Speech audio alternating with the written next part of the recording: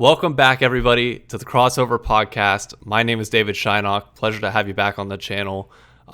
Since the last episode, just a really quick side note, for some reason, the promotional video that I used for that specific episode, talking about golf and a 3-hole design, blew up on TikTok. So my was it Tuesday, was spent doing nothing but refreshing TikTok, going from 100 views on a normal video to, I think it's sitting at like 17K right now for some random reason. So thank you to everybody watching that may or may not have contributed to that.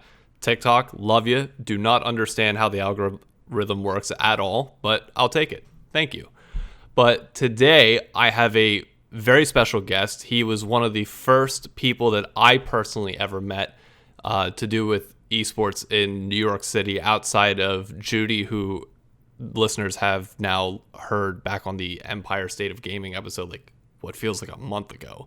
But to give him a quick little introduction, he is, in my opinion, one of the leaders in youth esports programs across the entire United States. Before working in esports, he worked for the Brooklyn Nets as an intern and worked for the New York City Football Club. He worked for Advantage Higher Education, creating their after-school esports program.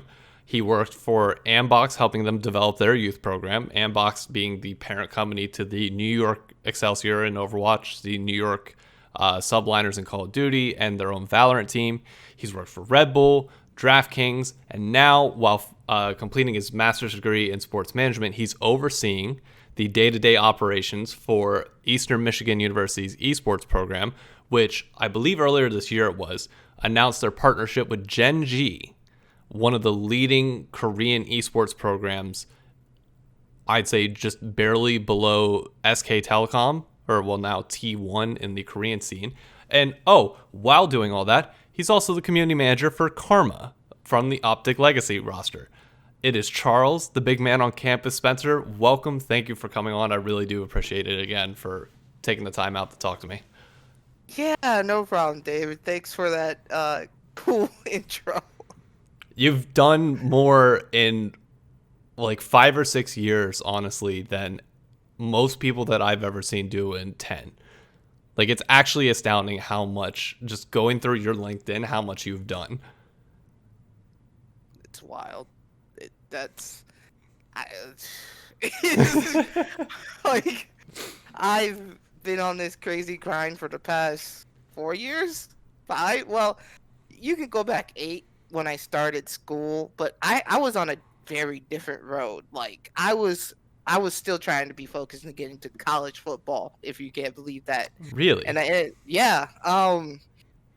when I was always big into gaming, but I never thought about it having. Well, okay, I did think about it when I was a younger kid, when MLG was big, was just coming up and being big with Halo and with mainly Halo. But I didn't really think it was gonna grasp on. So my second love, well, my first love was always college football, and I wanted more than anything at the time when I was younger to be a college football coach.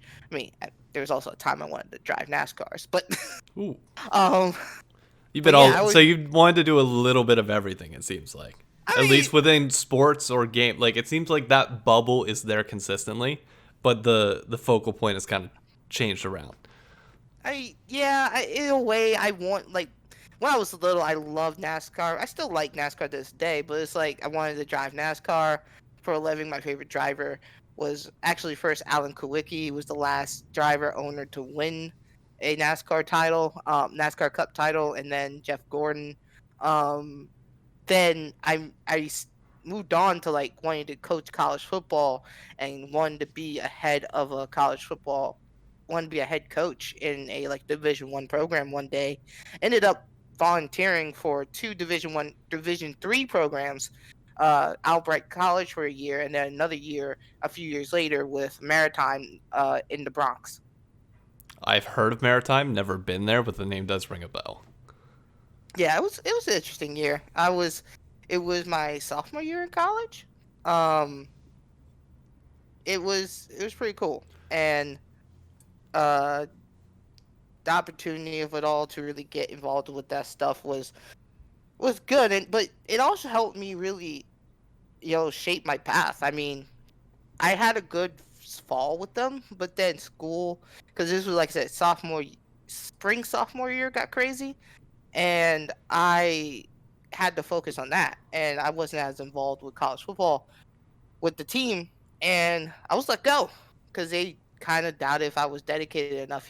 Wow. Which is, yeah, that was that moment. It's like you're like I look when I started that program with that program in August, I was coming from Far Rockaway to all the way to the Bronx to do stuff every day to help them out. Then when school started in Brooklyn, I went from Brooklyn to the Bronx Which, every for day. those that do not know New York City, that is not an easy commute. When you're relying on public transportation, you have to go through Manhattan to get up to the Bronx. That is, I do not envy you at all. That is, oh God. I still remember my exact route from. So you gotta take some downtown Brooklyn because where LIU Brooklyn's at because I was in dorm. You have to take the 5 and 6 all the way up. No, the 2 to 3 all the way up to 145th Street. Then you take the 6 all the way out to Throgs Neck. And then you take a bus that will take you all the way to the last stop in Throgs Neck, which would be Maritime College. Wow. How Yes. door to door? How long? 2 or 3 hours Oh, on a good day. oh my God. And that's just going there. So in total, it's around like 6 hours on Yeah. a train. What do you do And then during that time? Like, how do you kill 3 hours while you're just sitting there, riding I the had subway or on the bus? I had my studying, I had my podcast. I was a big fan of Dan Le Batard, so I saved up a lot of podcast episodes listening to that. I did do homework too, but still, like, it was insane. You kept busy, that's for sure. You're not kidding. You're not kidding. But no, yeah, when they let me go because of that, I moved on to work with the basketball team as well as doing stuff with the Brooklyn Nets. So I was doing double time being the assistant equipment manager for the basketball team and doing arena operations for the Nets as an intern for a semester. I actually ended up being one of their first paid interns. Wow. Yeah. Uh, it was so the reason is kind of like I wanted to. Okay, so they found out through me that during that time, like it was like fall junior year, yeah. I had to end up going to a homeless shelter because I wasn't able to pay for the dorm, and they found out about that, and I thought they were gonna let me go, but they sent me into a meeting and said, you know what, you're gonna be our first paid intern. Wow. Like, okay. Um, and I ended up spending that time as an intern paid to work with the Nets. So, yeah, that was wild. that is awesome that they did they change it from that point on afterwards because of that? I have no idea. I didn't really deal with the Nets much after that. Okay. It was just a one semester thing, and as much as I liked the job per se, I wasn't really interested in arena ops. Um, I was trying to really get involved in like I was always a big guy for team operations, and I was trying to see about how did I get into basketball operations at the time. That's why I liked being an equipment manager because I wanted to work directly with the team. Um, but that never worked out, and I tried to go into a Nets internship looking for basketball ops, but it didn't work out that way. So yeah, did that for a year with the basketball team at LIU Brooklyn. Did it with another year with the baseball team, and then this is where my foray into esports began.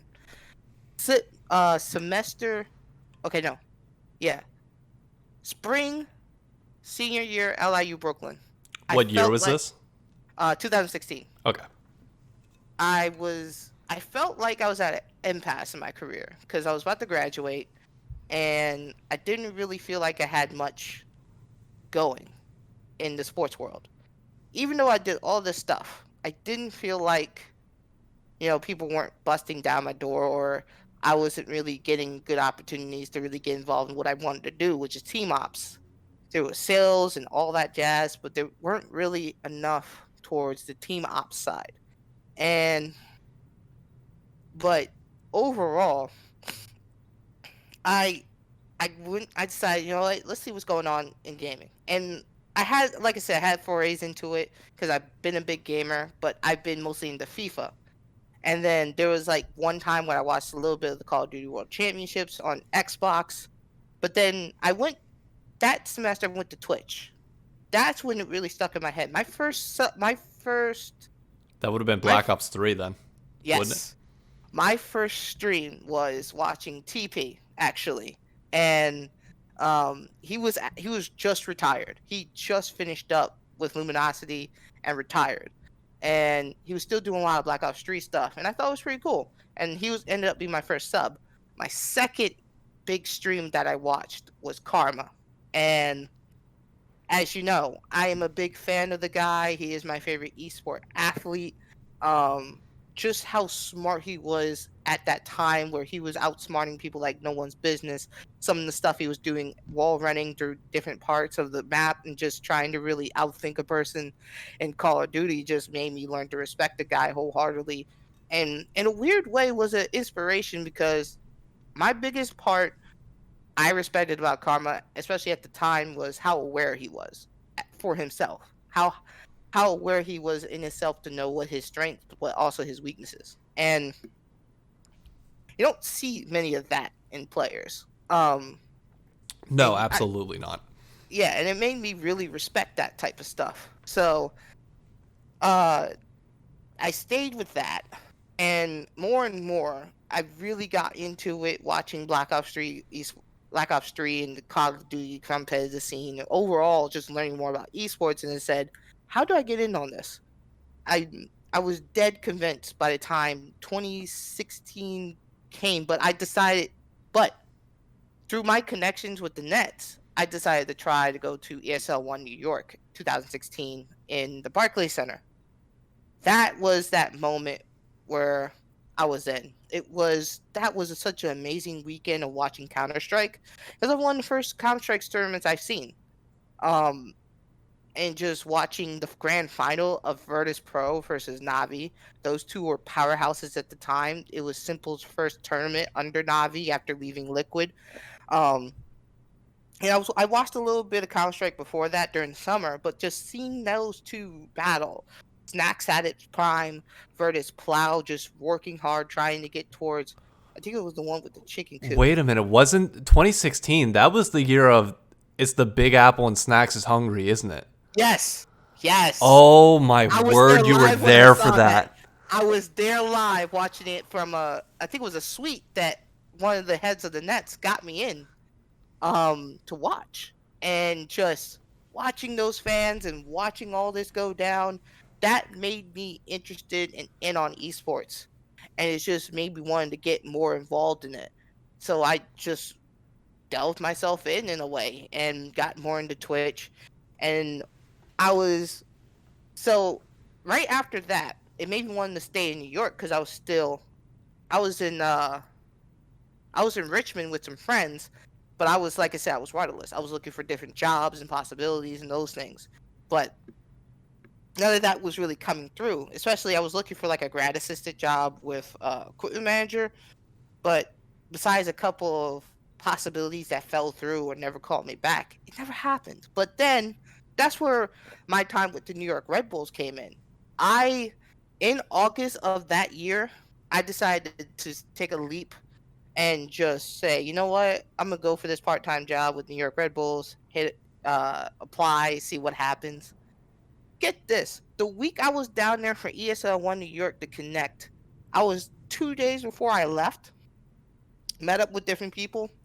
I get a phone call from New York Red Bulls to say, hey, can you start working on this November? Like, what? Yeah, we want you to help out. I didn't get an interview. Wow. They told me, can you start working November? And I did. And I was sure. And I decided to stay with some friends in the dorms for a little bit and do the job. And it was a November 4th game against the Montreal Impact in the playoffs. That was pretty awesome. And it ended up being a part-time gig doing field marketing and helping out different people in different ways through soccer, which I'm a big soccer fan. So it just really grew how much I really enjoyed that place. I was on and off for that for 3 years. Um, and overall, just being involved in all that stuff and getting that chance to really be involved in like Major League Soccer was like the nearest I truly gotten next to the job with New York City Football Club. You know what's funny? I was doing both of those jobs at the same time. Oh, I was doing New York City Football Club with the night sales yeah. at the same time while I was doing weekends at New York Red Bulls. Cause that was a tip job. That was wild. But continuing on with my esports stuff, it's 2017. I moved to North Carolina, but I wanted to see what I can do back in New York and what possibilities. A guy that worked with E League at the time, Kenny Shigashita, uh, helped me with the idea to come up with to do a panel, and that's the panel you ended up going to Yep. months later. And I did all of that while working at a KFC in North Carolina, setting that up, working with another student, Christopher Chin, who headed up at the time the Computer Science Club, to do esports versus traditional sports at the at my school, at my alma mater, That undergrad was alma mater. that was the first event that we spoke about this a little bit before we came on, but that was the first event that I ever met you. That was the first, I'd say, industry event that I ever attended in the city, and it was just a very good panel. You had Marty from Splice, you had a higher up in Rocket League, you had two people from the sports industry, and we got to ask them a bunch of questions. I remember I asked specifically about the Call of Duty League and where it was at the time, because at that point we were at Infinite Warfare. It was a murky time, I'd Yeah. say. Like it was one of like that stretch from like 2017 to, I'd argue, end of 2018 was very rough for Call of Duty. And my question was just whether it could stack up to League of Legends. And looking at where we're at now, seems like it's growing at a rate that's a lot better than what I think I would have expected back then. But don't let me sidetrack you. Keep No, going. no, it's all good. It's all good. So funny, that weekend was a game changer. That whole weekend of ESL One New York 2017 changed the game for me. I ended up having dinner with Marty and a couple other people from esports at a Applebee's, and then that next day got the VIP tickets to go to ESL One New York. And during that week, I'm gonna rewind a little back a bit. During that week, I met up with my professors, and he talked to me about a chance to the chance to talk to one of the people who headed up Advanced Higher Education, and talked about the possibilities of UC sports. And I went on and talking to him about it. We had a great conversation.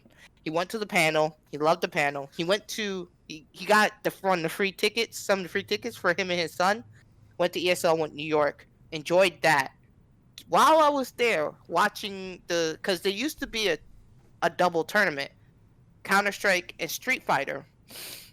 I was in the Street Fighter part, finally got in, and I got a phone call from that guy. He ended up being my boss, Wow. and he offered me a position right then and there. It was part time still. It was still good paid, but it was part time.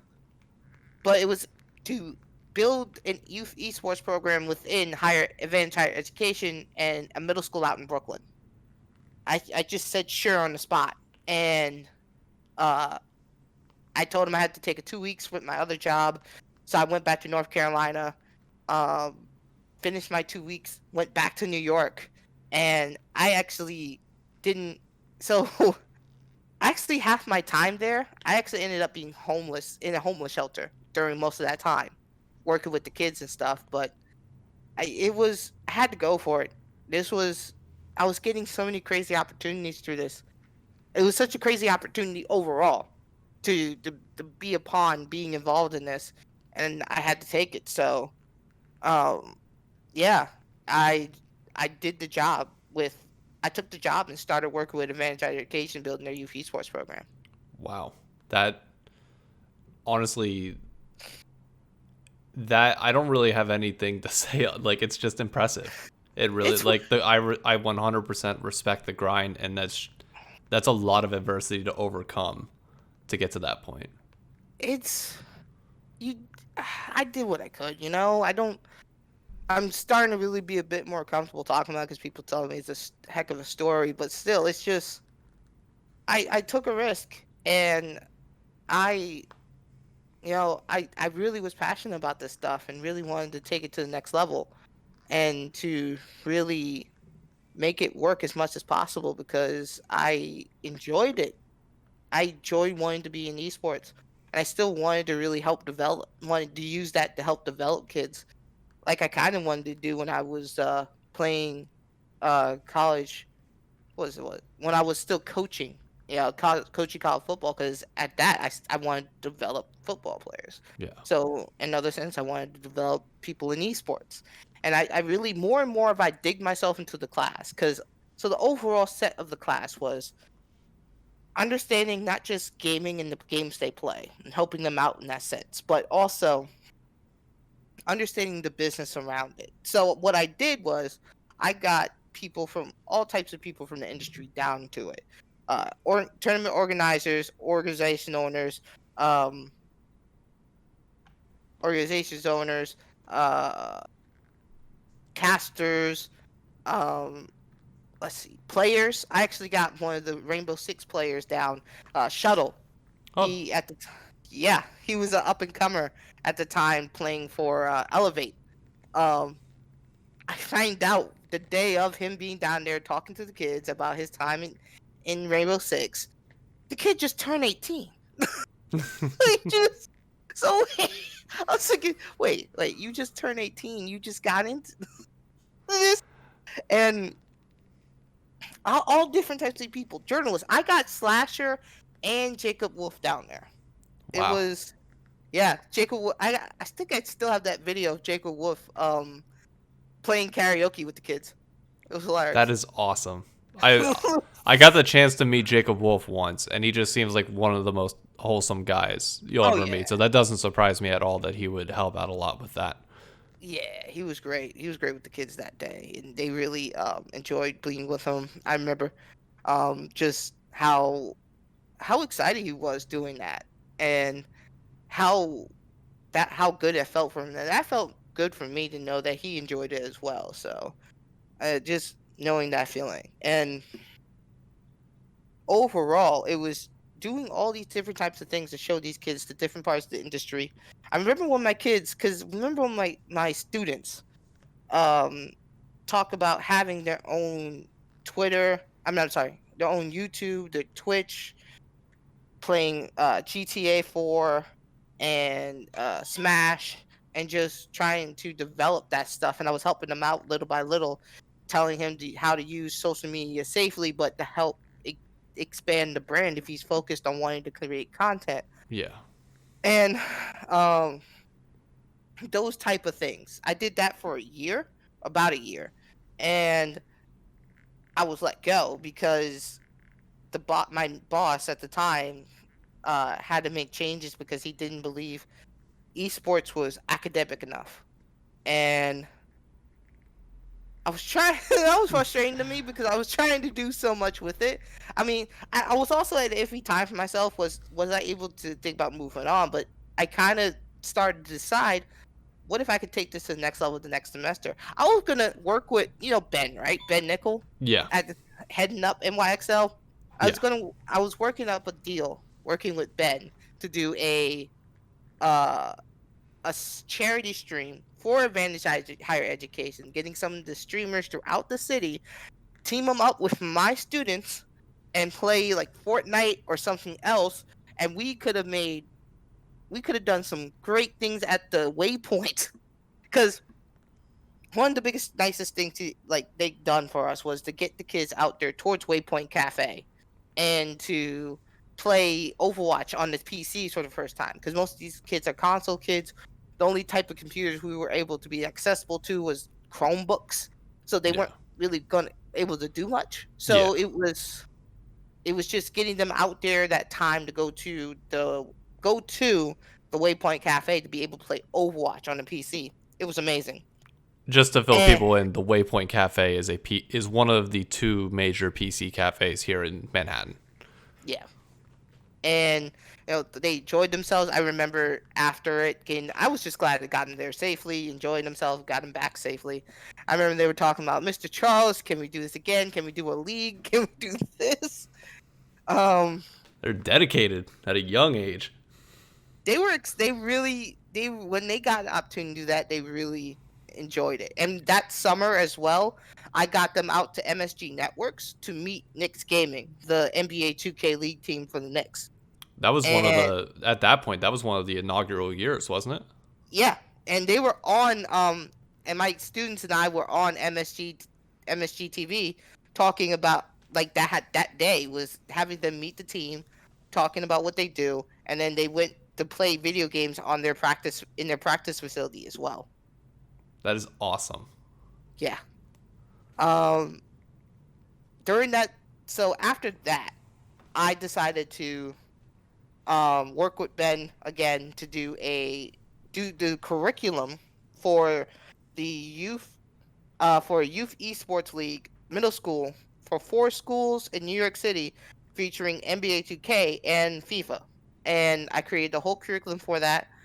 Helped with NYXL and Box people to get coaches together and get them prepared, and to um, get them to teach the kids. Have a 14 full school tournament where they will go to different schools to play, and then the grand final was at the Helix. Was at Helix in New Jersey. Okay. Yeah, Helix is that big LAN center. Well, I've never been, but I've heard of it. It's nice. Don't they do a lot of like NJ Rod COD tournaments there? Yeah, yeah, yeah. We went to Helix that day and did NBA 2K and FIFA finals for the schools. It was a fun time, and people enjoyed themselves overall. So after that was done, that was only like a 5-month thing. I went to work for DraftKings, was doing that a little bit, but then I really wanted to get another opportunity in esports, and Eastern Michigan was offering this. I just looked up grad assistant esports, and Eastern Michigan was one of the first to be there on Google, and I got offered the position weeks later, and I had this. Hey, ended up.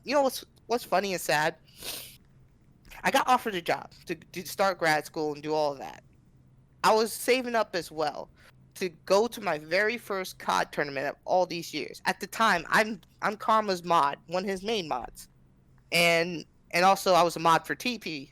Well, I am a mod for TP, not as much as I do anymore, but I could have got to get a chance to finally meet them, to meet Hex, especially Karma and Hex, who are two of my most influential people in esports that I respect so much. I'm wanting to talk to them about my story, talk to them about the esports landscape, just be able to pick their brains a bit and be able to finally meet them and buy them a beer.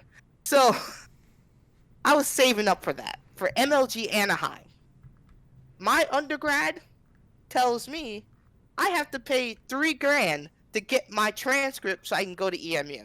$3,000? $3,000 out of nowhere. They tell me it was from housing that I did my last semester at LIU, and I was just, you're kidding, right? So I had to save up for that instead, to pay that $3,000 off before the new school year started at EMU, so I'd be able to go to EMU. So I pulled it off, got there. I ended up watching MLG Anaheim, not really much because I was so depressed because I wasn't able to go, had to just leave that off. And I remember the tweet after the last game for MLG Anaheim, and Hex is saying, "Oh man, I can't believe this is the last ever open tournament for MLGs." What? Yeah. Are you serious? I missed history? Because my school had an unknown payment that I didn't tell me till years after? And It's Anaheim too. Like Anaheim is just the pinnacle of Call of Duty events prior to franchising. Like if you could pick one event to go to, Anaheim would arguably be up there with champs. Right. And getting that opportunity to be able to go there and really meet people and meet the community I was a part of for Karma for many years, and to meet Damon, to be able to finally meet Damon, and maybe even Meet Hex the if I'm GOAT lucky. himself. Right. And just that, having that moment taken, like, okay, this better be worth it than going to him. But it ended up being worth it because yeah, it would have been nice to go, but be able to do what I've done at EMU currently, and be able to do these last 2 years and getting these opportunities to do such great things with the community here at Eastern Michigan, and working with fellow college students, and to really help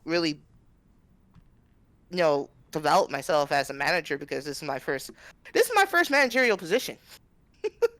This is my first chance to really be a manager, because yeah, I built the youth esports program in advanced higher education, but I was doing most of that by myself.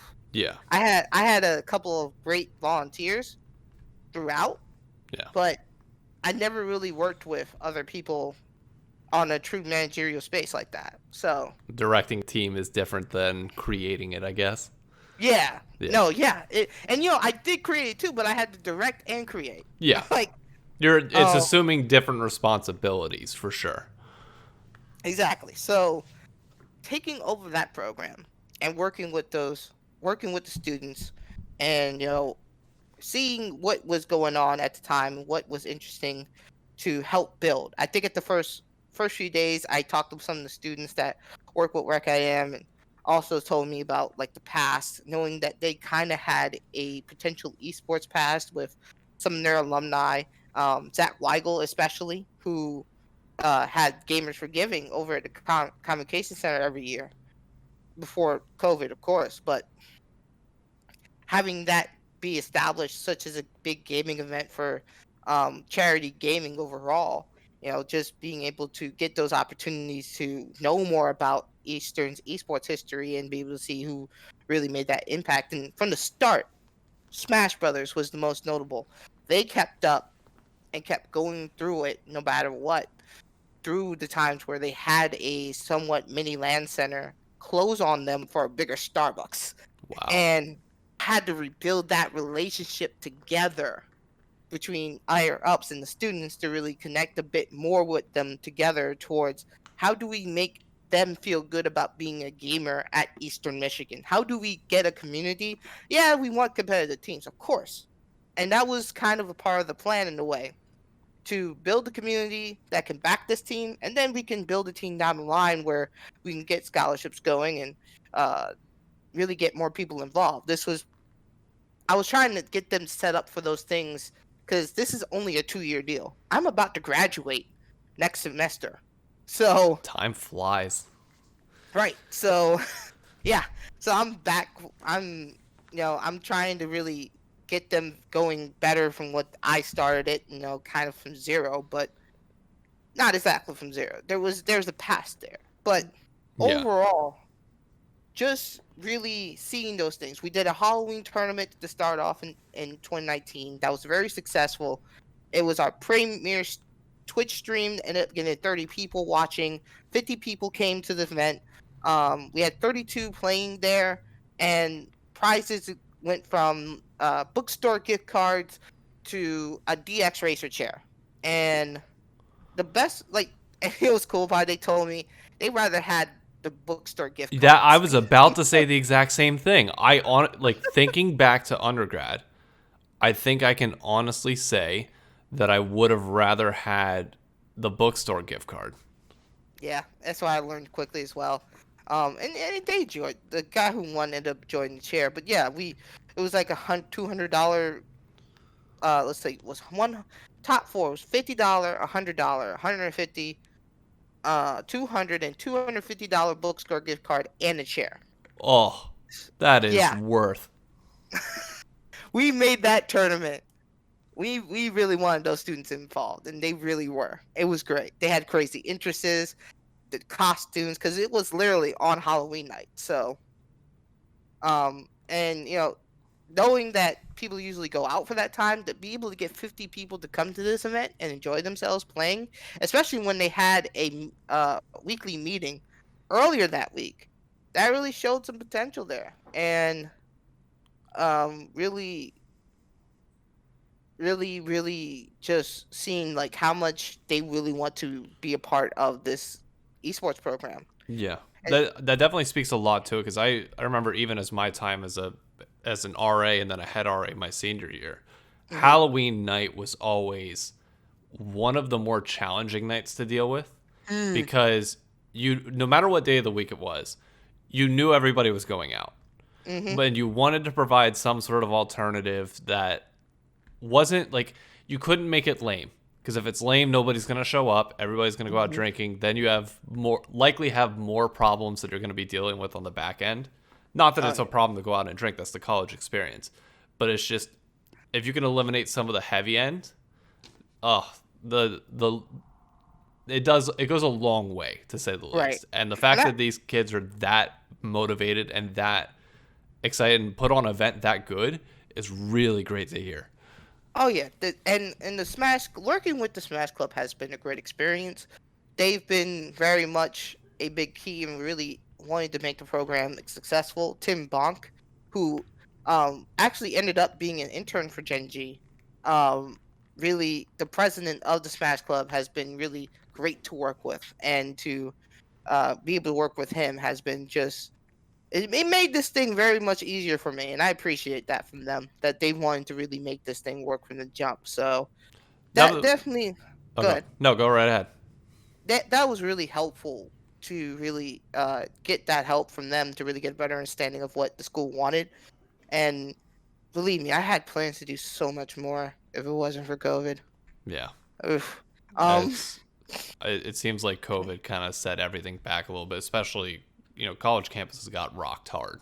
So like yeah, exactly. Because esports has thrived through this online for the most part, even though we do miss our LAN events. The biggest hit that people don't really understand is college esports took a huge hit with this, because a lot of students really wanted to do more with college esports. Is more of a gathering. They want to Yeah, gather to play together. They don't really they're cool with the online, but they could do it from their dorms. The opportunity comes into having people to come in to game with each other physically. And we were slowly doing that with our space in the library. We had Smash nights where we brought in people to play Smash for play a good amount of Smash for a while. We had nights where we did team fight tactics.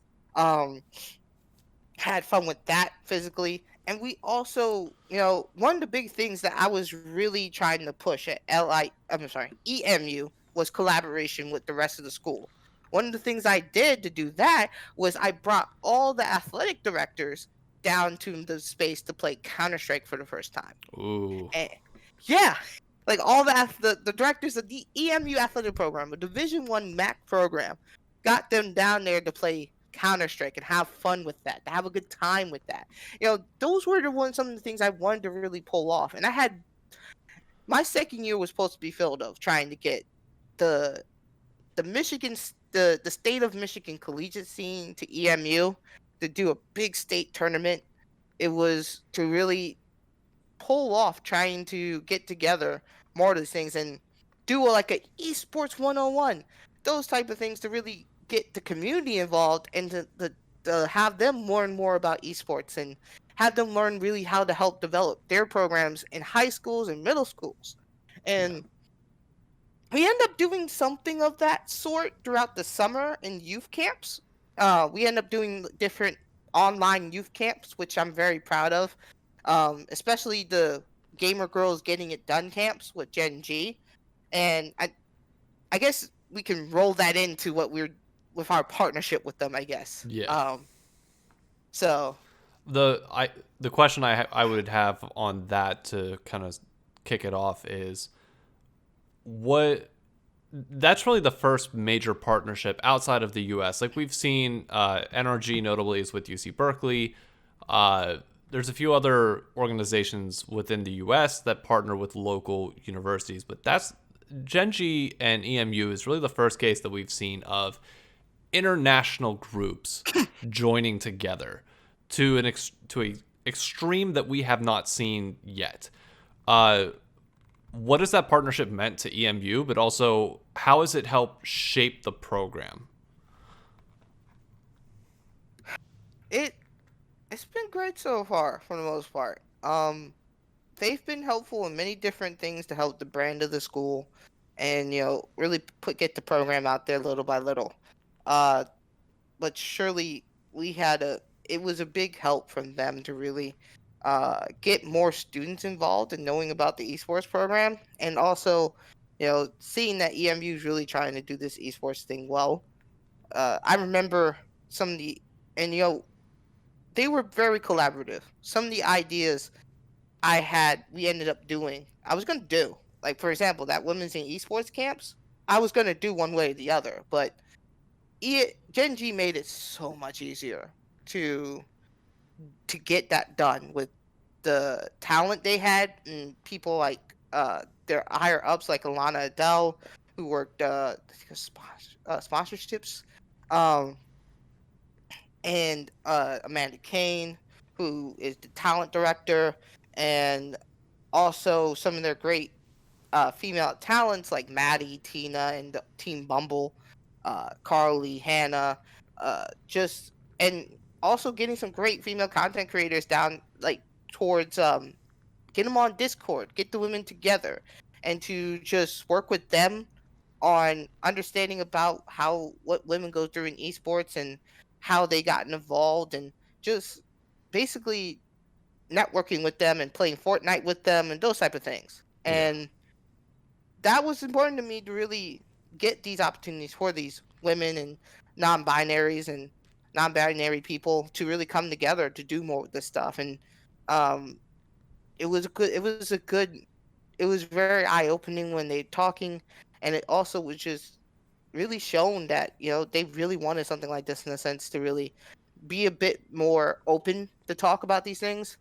It wasn't really a like this panel, or it was just really people really talking about what it was like being in the industry, how to get better within the industry, and really playing video games together. So I feel it was. like a lot of people have neglected the collegiate scene and the not only the impact that it can have in terms of talent development and fiscal opportunities, that's its own animal, but the cultural differences that colleges make in so many young people's lives in this country cannot be understated. Hmm. And I feel like we've had this perception, and I even had it at a certain point, of games are best played in the optimal setup that you have at your house alone. If you can afford like the 4K monitors, everything else, like that's the best way to play. I have always disagreed with that. Not always, but since I'd say my freshman year, where I was the same view, and then when I started to get out and play more games with people at my school, that was the first time that it opened up. I was like, okay, maybe I do still want the social atmosphere and the social experience that comes with that. And over time, I'm 26 now, so it's been 7 years since that point. But my view has only been refined that I think that putting more emphasis on the person to person interactions in gaming, not over Discord, but in person, getting together to play a game, whether it's a one-on-one or even a full game in a lab, is going to be the next major step that people understand, fine-tune, and develop further in order to get esports to be mainstream, because that will bleed into society over Hmm. time. That is the challenge, because a lot of from that challenge is those people who are really used to just playing online all this time, and like, why would you go to a LAN center, or why would you want to go outside your house and watch these events and Twitch and things like that? It's Yeah, you had those pack houses at International or a League of Legends Worlds. Those are different spectacles and monsters within themselves. I mean, the International still somehow raised 35 to $40 million this Yeah. year for International. We don't know when's happening. So Yeah. and World still had great numbers, even though there was like only one time where people came to a final, and most of that was in a bubble over in Shanghai, but that still had its success. And at the end of the day, we are missing our land defense. A lot of the structure for these Activision leagues, especially, was to do big homestands. That was supposed to be where the money was supposed to be made for them. And COVID just shut that thing down very tightly with a lock and key for a little bit. And Oh now you yeah. gotta just look for that key to get out. The world is looking for the key to open that chance again. And that really, during that look, they all went online. Call of Duty did as good as they could with that, even though a lot of owners wanted to really believe in not even still having those champs. But Call of it Duty was also set up a little like Call of Duty had that online foundation built in for yeah, years, which helped it. yeah. Whereas when you look at Overwatch, they took a beating. Oh yeah, they took. Whew.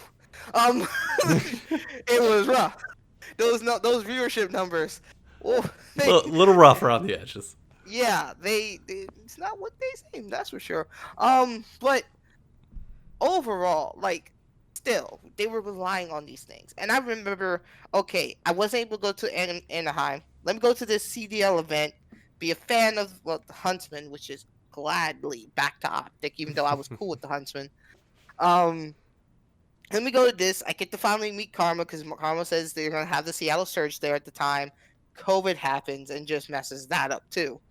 But overall, college got hit the hardest in a way. Like you said, like college is more put together in the sense of we kind of have to roll with the university. And of course, most other programs rolled with the punches for that most part. But how long we're going to roll with the punches when it's college? And that's Yeah. one of the things I have questions about in that sense because I'm still pretty new to this thing and I'm still trying to find my way in a sense, and I'm still trying to understand a bit more about this college scene, Yeah. um, and seeing where that goes. And I'm still open, and I still have a passion to build teams and to be a part of that professional scene as like a team coordinator, esports coordinator for org. I remember trying to hit up the guy who got hired by 100 Thieves to be their esports coordinator. It's like, oh, that's the type of job I will like out of grad school. That I'm trying to. Um, Who would that be? That's not John. John Robinson's more business development. Jackson Dahl's people. that you'd be working with. I want to say you'd be working with Malik, the guy who Oh, heads. okay, yeah, because he was with Infinite prior to Yeah, swapping over to yeah. 100 Thieves. You as an esports coordinator, you'd be working under Malik, Okay, the head of VP, and also Mud Dog, who now is with LA Thieves. yeah. So, be able to work with those people, especially Mud Dog and LA Thieves, as a Call of Duty guy. Are you kidding me? Yes, I was. Yes, I am a Would you be Optic willing to fan. Yes, move I am out a to Karma LA fan. though? Yes. No, see, that's the thing. In this constant story that I tell you, I am willing to do what it has to do necessary to get to where I need to be. If I have to be in a homeless shelter to get towards being a part of building a youth esports program, sure, why not? If I have to really get through that too to really graduate college cum laude at LIU Brooklyn, sure, why not for that too? If there's a great opportunity that I feel like I can really make an impact in and I can really develop, I'm willing to do it, darn it. And I've shown that throughout my years, and not just in esports, throughout my life. Yeah, I so, would definitely say so. so yes, I would definitely go out to LA, work with that to get a chance to work with those people, to work with great people like Mud Dog Malik and subsequently Nade Shot to really get involved in those things. I have a love and passion for team building. When Yeah, I was a kid, yes, I it's one of the reasons I was so big into college coaching because you'd be able to do more with team building than NFL. And then after a while, my college football career kind of fell to the side. I still wanted to find a way to become a general manager for a team because I want to build teams. Like when I was younger, I loved franchise mode on Madden and Dynasty mode on freaking NCAA FIFA. football. Yeah. I mean, I love career mode as well on FIFA. I play FM now, which is amazing. I put 10 years in the FIFA. But that's Oh, another story. That's another story for bless another your day. soul for enduring all that. Yeah, Ultimate Team is I have my feelings of Ultimate Team. But overall, like I just love team building and to love building great championship teams and developing talent too.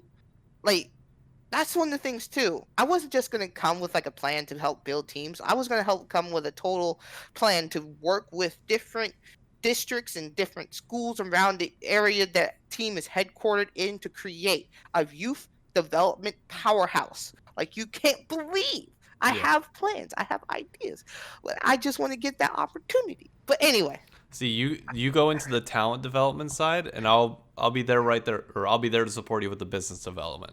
I right? I don't think in the people sense. I think more in the business sense. Like I compare myself more in terms of ideology to either Hex or a John Robinson type. hmm Like that's more my, or even like an Andy Miller. Like the Yeah, three of them are the three people that I 100% idolize and I listen to all their stuff, but it's just I love the way that they think. I love the way that they are open-minded to opportunities, but also constantly challenging yeah. their perspective. I don't let me get sidetracked with that. We'll be there. No, We'll be no, here for 10 hours. dude. Yeah, and real quick before we move on, I mean, I kind of show my side when it comes to dealing with players on the Hex side, working with players and helping players to really help achieve not just their sense of wanting to be better at the game, but having their brand expanded to a point where they can be as big as the brand as their skill. Yeah, And I mean, I respect the man really helping develop Gump and Nade Shot to be the people that they are today, helping them build their brands at Optic. And so at least with Nade moving on to bigger things like owning 100 Gs and helping and having him be the brand who he is today. And same with Gump. And I'm a mix of Hex and also Hastro, who has that focus on wanting to build a great team to win and also, well, develop that team to make championships happen. yeah, And I'm kind of in that sense of doing that. Yeah, you definitely could be the business guy a little bit more. That's one of my, I want to say things that I want to work on a little bit more as a head of it, the business side of things, especially with this program, yeah, trying to take it to the next level. But definitely with me, I've been a people person. I've been more and more a people person, but I'm also a guy who wants to help people. That's the essence of all this. and living by that philosophy is going to get you a long way, because a lot of the interactions that you see, not only in business but just in life, are, even though it's a very self-centered mind frame, it's just the way we are. It's that, what can you do for me? And having that mind frame is going to unlock a lot of things for you, because you're going to be able to prove, hey, I did this for somebody else. Here's what I can do for you. Yeah, That- and that's. Go ahead. No, go. I was just going to say that's massive. Yeah, and that's where it kind of comes down to today, and like working with helping out Damon and his and helping him expand stuff. I mean, it says I asked him, "Can I be your community manager?" He said, "Sure, why not?" Kind of almost jokingly, but The you classic know, Damon. Yeah, sure. yeah, exactly. But it's like I legit want to help him expand his brand and the stream because he inadvertently created such a cool, down to earth community that I've been a part of for almost 5 years now. Yeah. Well, no, yeah, 2021 will be 5 years. So for like over 4 years now, being involved since Black Ops 3 and at the end of the Optic Dynasty, it was one of the few times I'm emotional about something in esports was seeing Damon win his third ring after all he'd been through. The And picture from Champs with the four of them and then his daughter up right? there is, I think that Yes. has to be one of the most iconic photos in all of esports, period.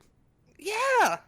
It's Like, one of the I would iconic put that and the Faker crying are right. my top two in terms of, like, the Faker's a feels bad moment. Mhm. That, the Optic moment will always be a feels good moment. because there's so Yes. many years that goes into that. Exactly. And that and that season itself, I think Damon's greatest moment was round 11 against Panda Gaming. For Oh how yeah, much his greatest moment where he clutched up big time to help save the dynasty that season.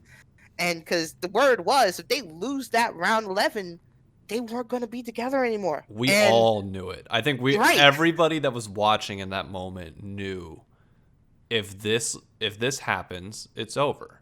And right. none of us wanted to accept the reality, but we all knew that that could be it.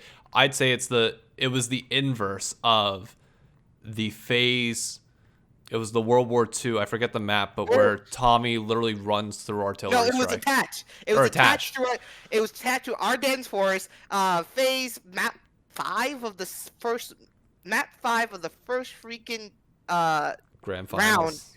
Like grand finals, map 5 of the first freaking set of grand finals. Attached running through Ardennes Forest to that artillery strike to take out the rest of Optic Gaming and start one of the greatest upsets, turnarounds, and comebacks in history. That was. I'm stunned that people don't talk about it as much as they talk about Full Sail, Yeah. because like, yeah, Full Sail was a 05 comeback to win a tournament. That didn't end a dynasty. Yeah. That actually helped to plan a dynasty with complexity, but that comeback from FaZe ended the Optic dynasty. There's very few moments in sports, let alone gaming, which has a much shorter tenure, where you can look back and historically say that was it. Like the SK Telecom dynasty, there's no moment where you look back and say, okay, that was the end. Worlds where they got 3-0 by Gen G, it was very apparent that they were probably going to lose based on events previous to that. You look at SK, they were slowly falling off. Even despite their great major performances, there were cracks in the armor that you could see. Yeah. The Optic Dynasty, while they were faltering off and on, for various events in between, that event, it looked like it was theirs. Like there was no sign at all prior to that finals that they were going to give that up. Like it felt like it was done and dusted. Right, and it just could have really kept them together, but then FaZe with Crowder, Tats, Zuma, and I forgot who was the fourth. Crowder, Tats, Zuma, and Oh who was the God, fourth? it wasn't Clay. It was Wasn't Clay. Priesta. I think it was Priesta. Was it? No, Crowder, wait, was it? Yeah, it might have been. Was that no? Was that Priest? No, Priesta didn't join FaZe yet, did he? He might have. I swore. Hold on, let me. I can't remember for the life of me.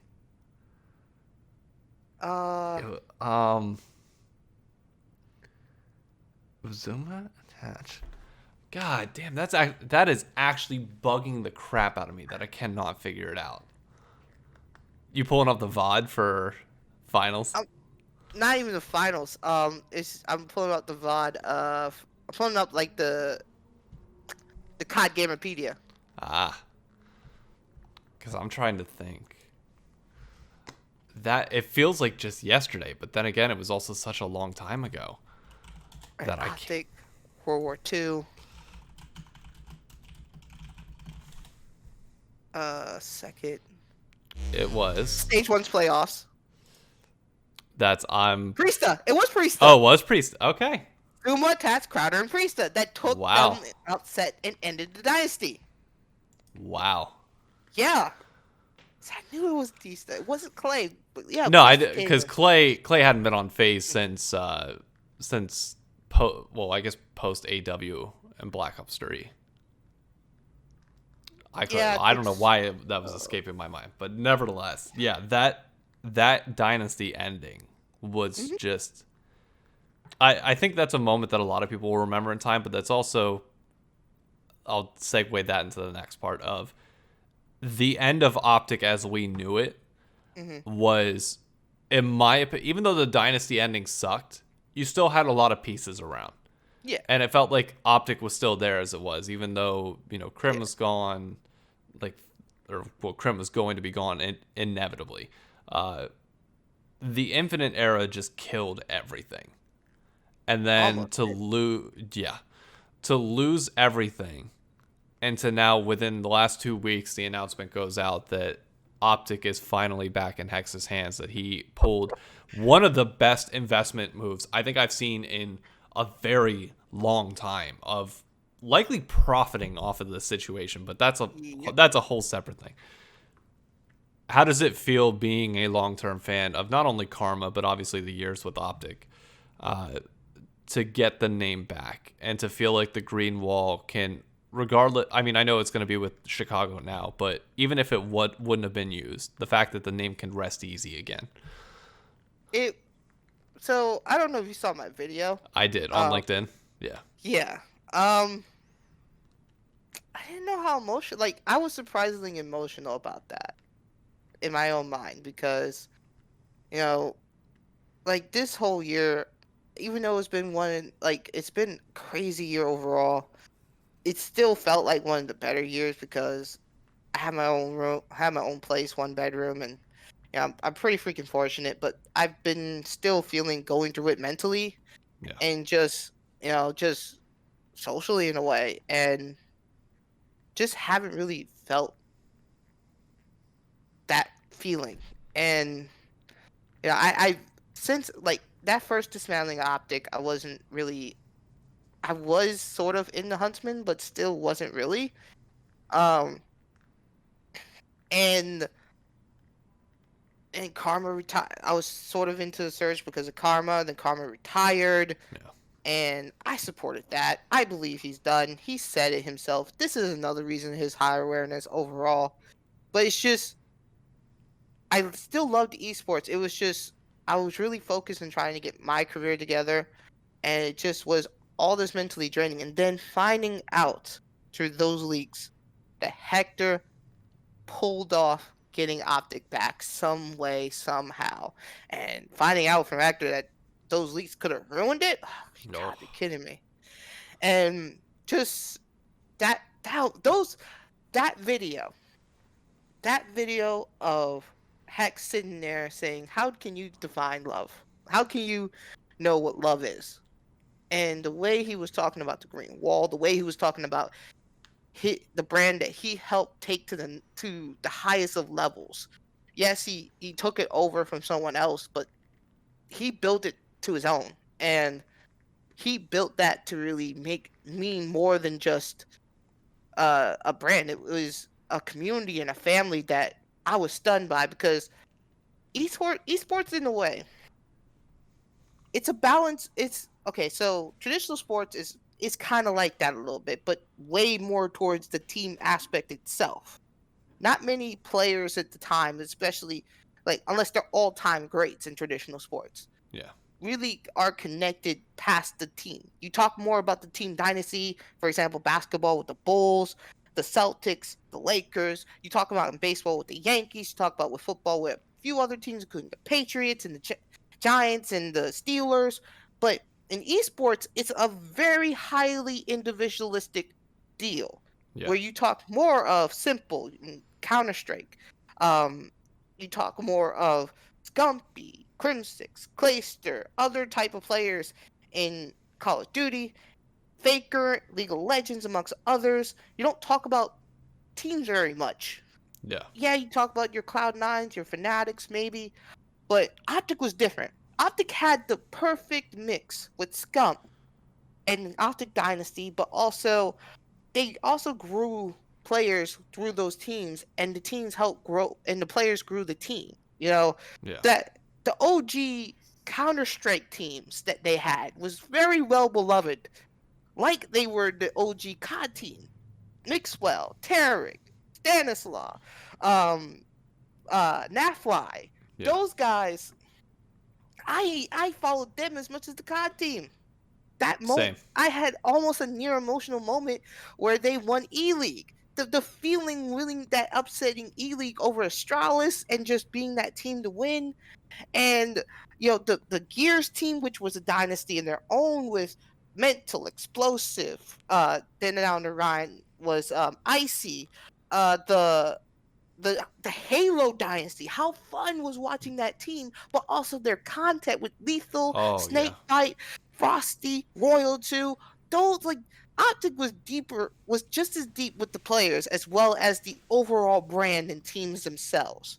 And that was a very unique thing that Hector breeded through their time.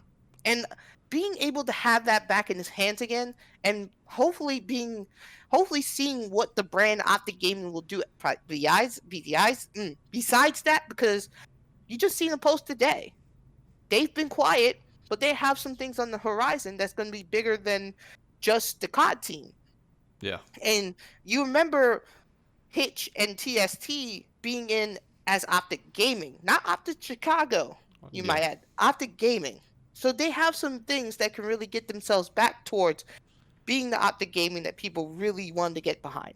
And I'm interested to see what is that for and how Hex is going to pull that off. Because, and like you, one of the biggest things I really respect about Hex is his business acumen. What he's done early on that Optic time to really get a lot of the non-endemics into esports.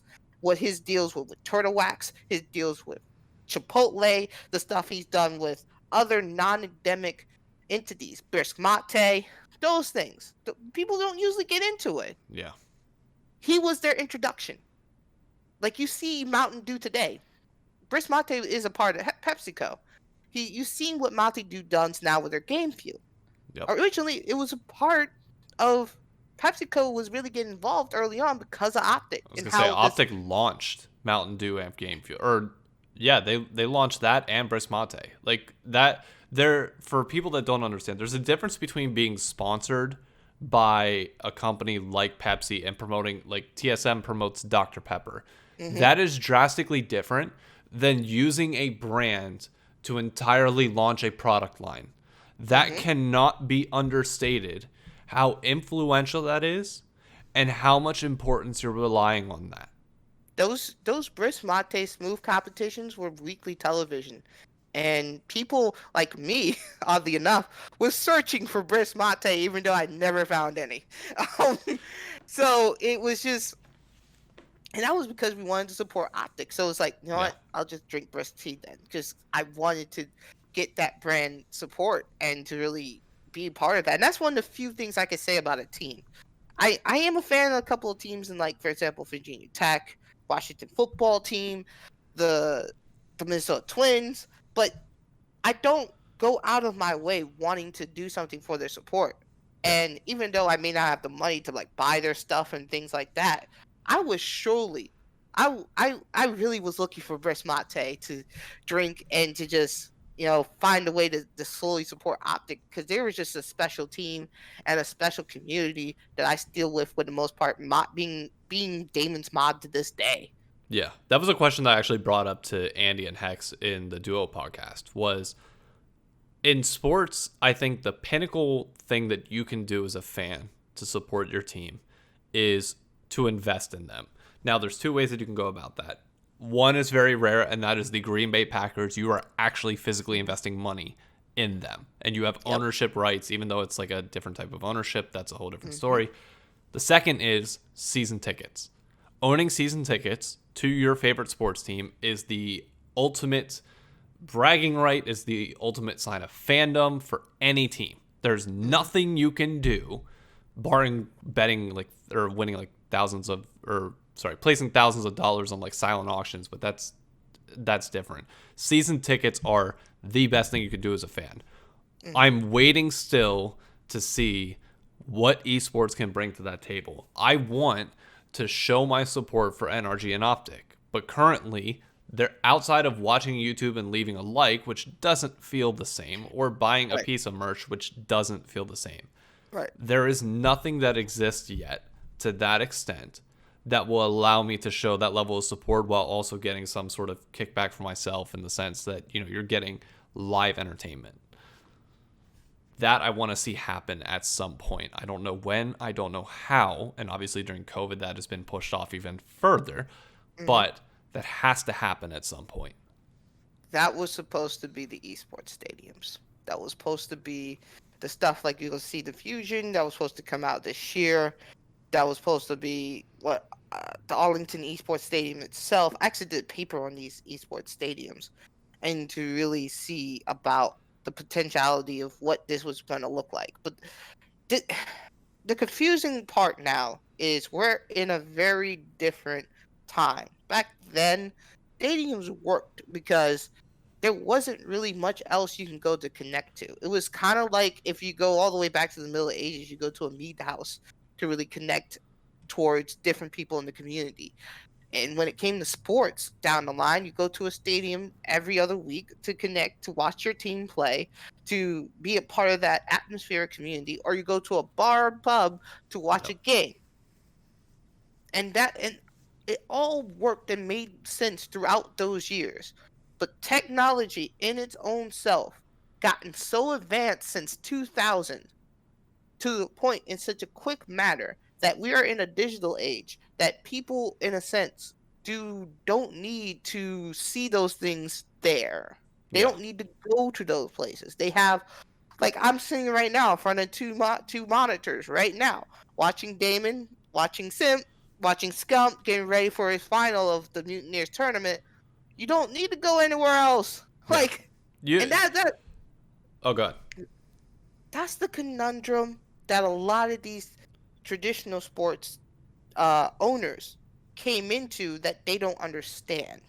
They tried to meld their teams and leagues behind that sensibility where that doesn't really work. And Yeah. I'll give it to Hex, who tried so hard to help see that for them through the things he was doing with Optic. Same with Nade right now, currently, what he's doing with 100 Thieves, being a lot more content focused Yep. and using that to connect to the audience they currently have through their content. But the challenge is truly, where do you go towards being a consistent connector that you have to pay for, that you want to pay for, that gives worth and value to your experience? Yep. That's a hell of a challenge in such a digital time, because it's more than just cord cutters. People are trying to find a way to pay for free. Yeah. Even to the point is we have ad blockers. Like, we're not even trying to watch ads as a cord cutting audience. So what in the world do you do? Maybe this is And the boomer within me, but they're going to a bar to watch LCS versus watching it at home, even with friends on Discord and talking at the same time, is a completely different experience, and I prefer the bar every time. Now, I maybe that's because I grew up with family that was diehard Pittsburgh Steelers fans, so that's the environment I grew up around. I would go to a bar where there's 300 Steelers fans in there, and the entire stadium would erupt when Willie Parker or Santonio Holmes would catch a touchdown pass. Like, that's the environment that I grew up in, and that's one that I love seeing now, which we do have in New York City. yeah. But I do understand that there's going to be the digital push and people do want to stay home. But I feel like COVID has shown even the most inward gamers still need some sort of social connection. True, and And I'm one of them. exactly. And I think it's just a matter of, I honestly think it's a matter of team owners and league developers not fully understanding their audience. I'm not saying that fans know what they want. I don't think they do. I think people want to be told what they want more than they know. But I don't think the owners and developers have done enough yet to fully grasp their community and fully turn that into something that they can make sustainable. I think the LCS might be closest out of anybody in North America. There's a reason why they're probably going to be profitable next year. But I don't know. And I guess on that too, it's just down the line, these current sets of young esports fans are going to have kids. They're going to be parents of these said kids. But Oh I God, think I'm only advantage 5 years away from that. Don't scare me. So, but this is where I believe we could slowly have that type of implementation, and how that could be different but the same at the same time from what esports currently is towards traditional sports, and that's youth development. Because at the end of the day, for the most part, They're trying to change that up too, but still, you go to school. Yes, there's still a lot of homeschooling throughout the nation, but you still go to school a lot from elementary to high school. And through that time, they need after school programs as well. An underrated thing that esports have ignored in a poor sense, even though they think they haven't, is true youth development. Yeah, And I would love to come in there and get a good budget to be able to pull good youth development academies, true youth development academies in different districts all throughout a region that we can work in to help develop gamers. And through that sensibility of meeting gamers physically to play these video games, to meet those gamers physically to really come together as gamers, that will help really change a mindset that down the line they're going to be adults. They're going to remember the time that they met good friends at the very least.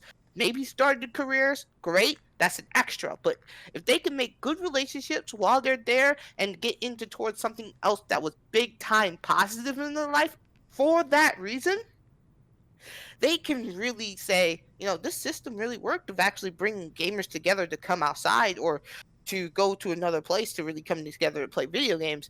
Why not my kid do it too?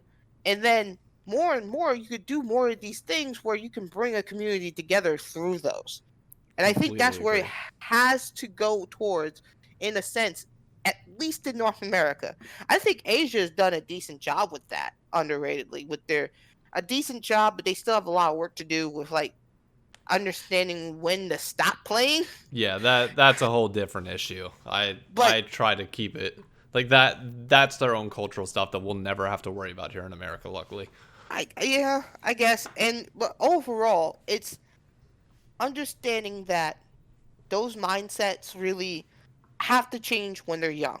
Yeah. And being able to be the team, for example, I dream of being the one to help develop Optic Gaming's youth program. You you understand, like little green wall or the little green bricks to be able to say we give you foundation and building blocks to help you create content, be good at the game you want to be good in, but also socialize with other kids. I want to one day pitch that to Hex so bad. Yeah. Like the X Hex and Andy Miller so bad to say, hey, you're around Frisco. There's a whole bunch of different schools who are really wanting to find good after school programs to do great things in where you can really, really help develop talent and get to a point where the government is going to pay you for it. You don't have to have the parents or even the schools. You can get the government to help you work a plan to do after school programs amongst that. Yeah. The government would love that type of stuff, man. Yep. And to just be able to pitch those type of things to people like Nate Shot, who's slowly trying to get towards that with their next program, to do it on a bigger level with Cloud9, because I think they're doing it the best to what they have right now with their different their youth division of sorts. Yeah, They're they doing they that nearly signed General Sniper, but the contract fell through due to him being a little bit too young. right. And they've done a good job with that, but I want to be able to take that to the next level, use facilities to help develop kids, and that I believe you do it just like that, they're going to become fans of the program. They're going to become more involved. It'll be more looking like a soccer program in Europe, Yep. like an Ajax or Barcelona or or Manchester United, helping them bring themselves up through different age brackets to play with them to prep themselves to become professionals, or at the very least create relationships within the industry to get them involved in different ways throughout the rest of their lives. Yeah. And that's what esports is missing. And I think people talk about, oh yeah, down the line they'll do that once they can get themselves involved. But there's an opening people don't talk about of people wanting these types of youth programs, and they're dwindling. We can fill that void pretty quickly as esports, doing it more directly than some known youth leagues that think they are youth leagues. I won't say because I work with them, I but yep. I but know where you're coming from.